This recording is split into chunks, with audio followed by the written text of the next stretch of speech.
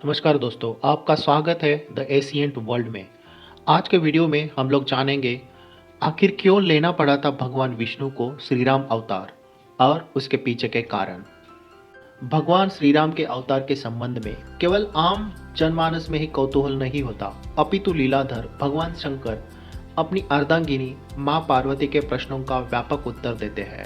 श्री रामचरितमानस में भगवती पार्वती माता ने श्री राम के अवतार के कारण में भगवान शंकर को पूछते हुए कहा, जो चिन्मय ब्रह्म सर्वव्यापक अविनाशी और घटवासी है, भला उसे नर शरीर धारण करने की क्या आवश्यकता हुई थी। इसके उत्तर में भगवान श्री शंकर ने कहा था कि भगवान श्री राम का अवतार लेने के पीछे का एक ही सही कारण है, ऐसा नहीं कहा जा सकता। फिर भी संतों और वेदों पुराण में भगवान राम के अवतार के विषय में जैसा अनुमान किया है वैसे मैं तुम्हारे सामने समक्ष बताऊंगा। जब जब धर्म की मर्यादा ध्वस्त होती है, अधर्म और अभिमान की वृद्धि होती है, गाय ब्राह्मण देवता और पृथ्वी पर अत्याचार बढ़ता है, तब तब विविध शरीर लेकर परमात्मा असुरों का संहार करते हैं तथा धर्म को इस जगत में पुनर्स्थापित करते हैं। रहस्य का उद्घाटन करते हुए भगवती पार्वती से भगवान शंकर पुनः कहते हैं, इन सामान्य कारणों के अतिरिक्त भगवान श्री राम के अवतार के परम विचित्र अनेक कारण हैं, जिनमें से मैं कुछ तुम्हारे सामने सम्मुख करूंगा। प्रथम कारण वैकुंठ में भगवान विष्णु के जय और विजय नाम के जो दो द्वारपाल रहते हैं उनसे संबंधित है। एक बार उनके यानी जय और विजय के मन में ये विचार आता है कि हमारे आराध्य भगवान विष्णु की ही सभी पूजा अर्चा करते हैं, हमारी कोई पूजा या आरती नहीं करता। आज जो पहले हमारी पूजा आरती करेगा उसे ही भीतर जाने देंगे। उस दिन संयोग से सनकादिक मुनि आ गए। जय विजय ने अपने अभिमान में उन्हें भीतर जाने से रोक दिया तो उन्होंने शाप दे दिया कि तुम दोनों की अधोगति होगी, जाओ निशाचर हो जाओ।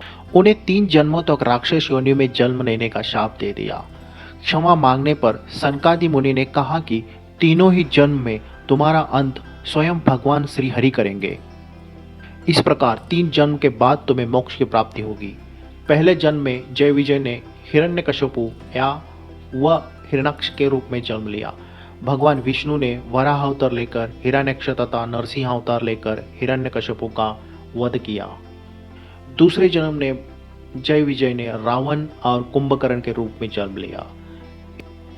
इनका वध करने के लिए भगवान विष्णु को राम अवतार लेना पड़ा। तीसरे जन्म में ये जय विजय शिशुपाल और दंतवक्र के रूप में जन्मे। इस जन्मों में उनका वध करने के लिए भगवान को श्री कृष्ण अवतार लेना पड़ा। और एक कारण के अनुसार मनु शतरूपा को भगवान विष्णु ने दिया था वरदान। आप जानते हैं मनु और उनकी पत्नी शतरूपा से ही मनुष्य जाति की उत्पत्ति हुई थी। इन दोनों पति पत्नी के धर्म और आचरण बहुत पवित्र थे। वृद्ध होने पर मनु अपने पुत्र को राजपाट देकर वन में चले गए, जहां जाकर मनु और शतरूपा ने कई हजार साल तक भगवान श्री विष्णु को प्रसन्न करने के लिए तपस्या की। प्रसन्न होकर भगवान विष्णु प्रकट हुए और वर मांगने के लिए कहा। मनु और शतरूपा ने भगवान श्री हरि से कहा कि हमें आपके समान ही पुत्र की अभिलाषा है। उनकी इच्छा सुनकर श्रीहरि ने कहा कि संसार में मेरे समान कोई नहीं है, इसलिए तुम्हारी अभिलाषा पूरी करने के लिए मैं स्वयं तुम्हारे पुत्र के रूप में जन्म लूंगा। कुछ समय बाद आप अयोध्या के राजा दशरथ के रूप में जन्म लेंगे। उसी समय मैं आपका पुत्र बनकर आपकी इच्छा पूरी करूंगा। इस प्रकार मनु और शतरूपा को दिए वरदान के कारण भगवान श्री विष्णु को राम अवतार लेना पड़ा। एक कारण नारद मुनि को हुए घमंड का भी बताया जाता। देवर्षि नारद को एक बार इस बात का घमंड हो गया कि कामदेव भी उनकी तपस्या और ब्रह्मचर्य को भंग नहीं कर सके। नारद जी ने ये बात शिव जी को बताई। देवर्षि नारद के शब्दों में अहंकार भर चुका था। शिव जी ये बात समझ चुके थे कि नारद अभिमानी हो गए हैं। भोलेनाथ ने नारद से कहा कि भगवान श्री हरि के सामने अपना अभिप्राय इस प्रकार प्रदर्शित मत करना। इसके बाद नारद श्री विष्णु के पास गए और शिव जी के समझाने के बाद भी उन्होंने भगवान विष्णु के सामने अपनी घमंड का प्रदर्शन कर दिया। तब भगवान ने सोचा कि नारद का घमंड तोड़ना ही होगा, ये शुभ लक्षण नहीं है। जब नारद कहीं जा रहे थे तब उन्हें रास्ते में एक बहुत ही सुंदर नगर दिखाई दिया, जहाँ किसी राजकुमारी के स्वयंवर का आयोजन किया जा रहा था। नारद भी वहां पहुंच गए और राजकुमारी को देखने के लिए मोहित हो गए।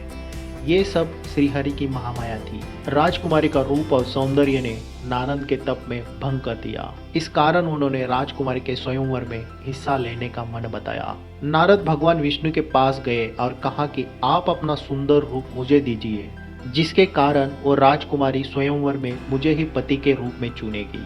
भगवान ने ऐसा ही किया, लेकिन जब नारद मुनि स्वयंवर में पहुंच गए तो उनका मुंह वानर के समान हो गया। उस स्वयंवर में भगवान शिव के 2 गण भी थे। ये सब बातें जानते थे और ब्राह्मण का वेश लेकर ये सब देख रहे थे। राजकुमारी स्वयंवर में आई तो बंदर के रूप वाले नारद जी को देखकर बहुत क्रोधित हो गई। उसी समय भगवान विष्णु एक राजा का रूप में वहां आ गए। उनका सुंदर रूप देखकर राजकुमारी ने पति के रूप में भगवान विष्णु को चुन लिया। ये देखकर शिवगण नारद जी की हंसी उड़ाने लगे और कहा कि अपना मूर्ख दर्पण में देख लीजिए। जब नारद ने अपना चेहरा दर्पण में देखा तो वानर का चेहरा देखकर उन्हें बहुत गुस्सा आया। नारद मुनि ने वो शिवगणों को राक्षस योनि में जन्म लेने का शाप दे दिया। शिवगणों को शाप देने के बाद नारद जी भगवान विष्णु के पास गए और क्रोधित होकर उन्हें भला बुरा कहने लगे।